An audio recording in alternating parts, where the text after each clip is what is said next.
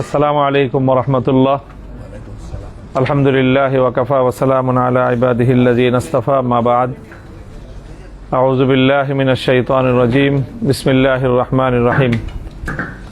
ইয়া আইয়ুহাল্লাযীনা আমানু কুতিবা আলাইকুমুস সিয়াম কামা কুতিবা আলাল্লাযীনা মিন ক্বাবলিকুম লাআল্লাকুম তাত্তাকুন। সাদাকাল্লাহুল আযীম। বাংলাদেশ লেবার পার্টির ইফতার মাহফিলে উপস্থিত সম্মানিত সভাপতি, উপস্থিত অতিথিবৃন্দ এবং সম্মানিত সুধী, পবিত্র রমাদানুল মুবারকের রোজার বিধানের মূল উদ্দেশ্য হল জবাবদিহিতা। তাকওয়ার মানেই হলো জবাবদিহিতার ভয়। এই জবাবদিহিতা ব্যক্তির জীবনে যেমন প্রয়োজন, জাতীয় জীবনেও তার চেয়ে বেশি প্রয়োজন। তো আমরা এমন একটা সমাজ গড়তে চাই যেটা জবাবদিহিতামূলক সমাজ হয়, এবং সেই জবাবদিহিতাটা নিশ্চিত করতে পারলেই আমাদের কাঙ্ক্ষিত সমাজ আমরা করতে পারব। আমাদের নিকট অতীতে আমরা আমাদের অসংখ্য আপনজনদেরকে হারিয়েছি।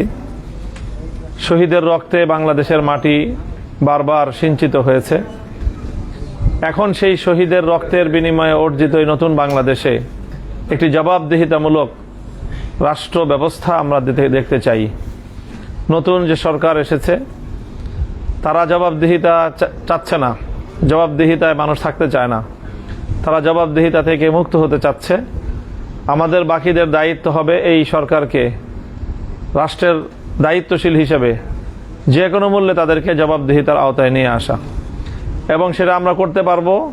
আমাদের প্রথম অ্যাসিড টেস্ট হবে গণভোট বিষয়ে জাতির কাছে সরকারকে জবাবদিহিতায় বাধ্য করতে হবে।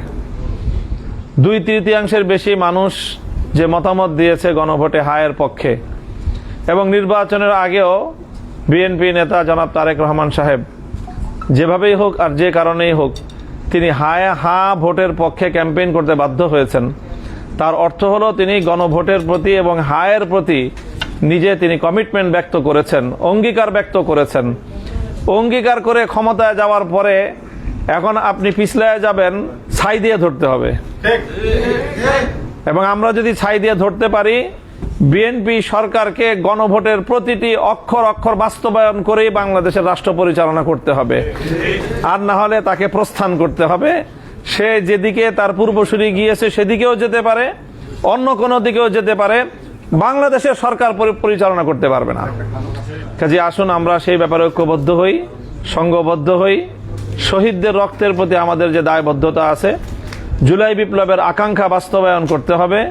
আর না হয় 1.5 সহস্রাধিক শহীদ, 30 সহস্রাধিক যুদ্ধাহত জুলাই যোদ্ধাদের আমরা তাদের কাছে আমাদের দায় আমরা শোধ করতে পারবো না, ইতিহাসের দায় আমরা শোধ করতে পারবো না।